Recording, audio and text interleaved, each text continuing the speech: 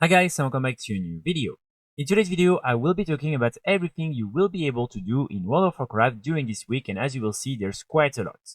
So, of course, the first important update for this week is the introduction of the Horrific Visions Revisited.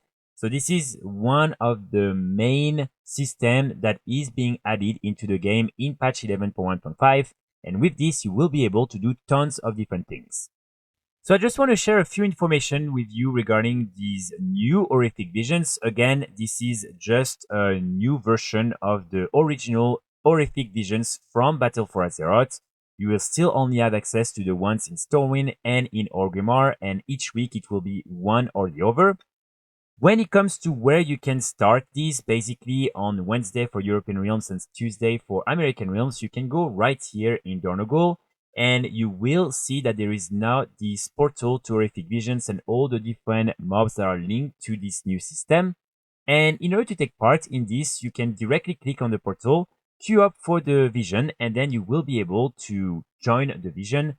As soon as you arrive, if you directly want to start, you can talk to the image of Rathian, and here you just want to say, I am ready to enter the vision, and like that, you will be able to access the vision. Then inside each time, you will have 4 main sections in Orgrimmar or in Stormwind. You can go in, and each time you can just defeat each of these mini sections, and at the end, you will be able to defeat the main boss. But if you prefer, you can just do 1 or 2 of them, or even none of them, and then directly kill the main boss. This is completely up to you. With the new visions, you can also ask for some assistance. So as you can see here, when you are inside of the vision, you can ask to get, for instance, a healer, maybe a DPS or a tank with you. And then you will have this mob that will follow you around and that will help you fight all the mobs inside of the vision. This is not something that you have to do, but this is just maybe something that can be useful, especially if your character doesn't have a lot of gear. Also, when you complete all the different sections of the vision, when you finish the vision, normally sometimes you will receive these different quest items that will allow you to unlock some of the different masks. And then you can decide or not to use these different masks when you enter the vision. And the more masks you add, the better rewards you will get from killing all the mobs inside of the visions and from the different chests at the end. But also the more difficult the vision will be because you will have tons of extra buff. You will have also, like, for instance, less energy, all these type of things. So basically it's just more challenging, but you will get way more rewards when doing so. And again, in order for you to get these different masks, you just need to complete all the different mini sections of the visions, finish successfully the vision. And when you're wearing more masks, each time you will be able to unlock even more of these different masks. And as you can see, most of the time, all the rewards you will get from the vision will be at the end after you kill the main boss. And here you will have the different chests. So you can get up to 5 chests if you do all the different parts of the vision. And you will get, like that, different type of items as well as the main currency that is linked to this new system. Here, in order for you to do it as efficiently as possible, you also really want to make sure to go and have a look at the Hourglass of Horrific Visions, and you want to unlock all these different things as soon as you can, because these will be very crucial for you to achieve the visions as easily as possible and to do them with the very more challenging mode. And the way you progress through this new ranking system is by talking to Ogurmu, and he will basically allow you to exchange some of your mementos, which is the main currency, against a new thing that will allow you each time to unlock more of these different ranks. And so this is something that normally you can do pretty easily. After maybe 1 or 2 days, you should be able to be fully developed if you do quite a lot of these different visions. Also, another key aspect of the visions are the different corruptions you will be able to apply to your elms. So here, Ogurmu will give you 2 quests that will allow you to get your first lesser rune of corruption. And then after that, you have a second one that will allow you to get the greater ones. And you will then be able to just purchase all of them from the vendor directly with, again, your different mementos. And then as you can see, you can directly apply them onto your elm. And so these are also going to be really crucial in order for you to be as efficient as possible. And these are things that will also work outside of vision. So really, really powerful elm enchants that you should definitely get. When it comes to the gear, the hardest the vision is, the better quality of gear you will get. Also, as you can see, you will be able to buy these different purifying kits that will allow you to get all the different rewards as binds to warband items. So it means you will then be able to exchange them and trade them with your different characters. So this is something that will be very, very good. And also you will be able simply to buy some weapons depending on the level of visions you've completed, with the hardest one for the vendors being 5 masks. In total, you can do up to 8 masks. Finally, in terms of rewards, you will have tons of mounts, cosmetic items. First, you will be able to buy a lot of them with your different corrupted mementos. And again, the vendor is just next to the main portal.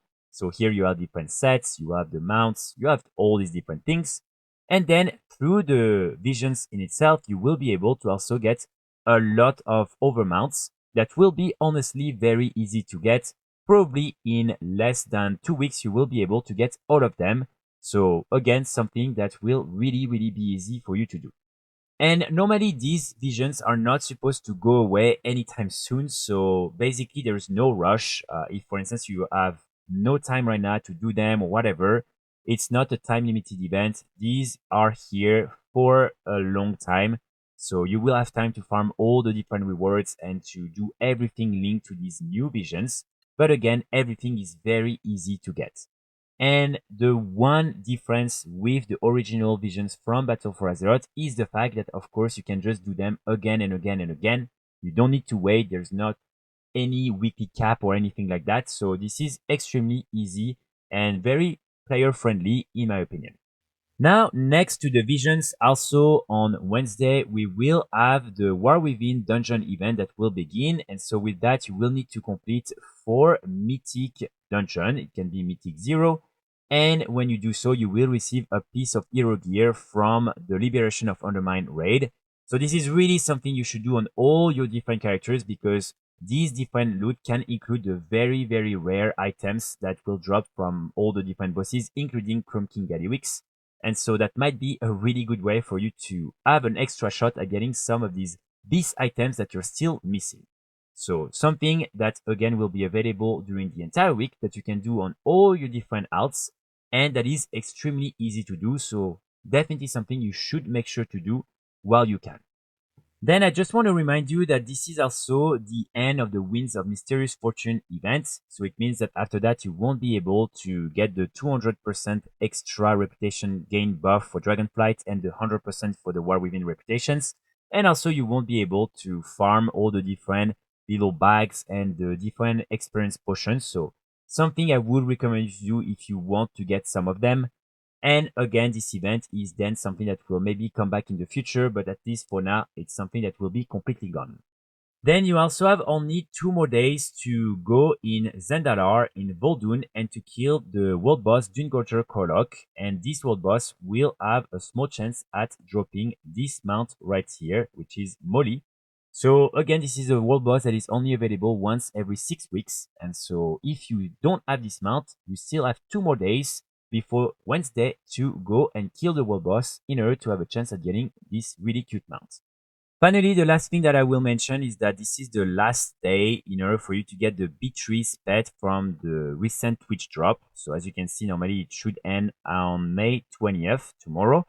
So again, if you missed out on this, you just need to go on Twitch, link your Battle.net account with your Twitch account, and then watch 4 hours of any World of Warcraft content. And normally like that, you will be able to get this cute little pet in-game. So something you can maybe do if you like pets and you're missing out on this one.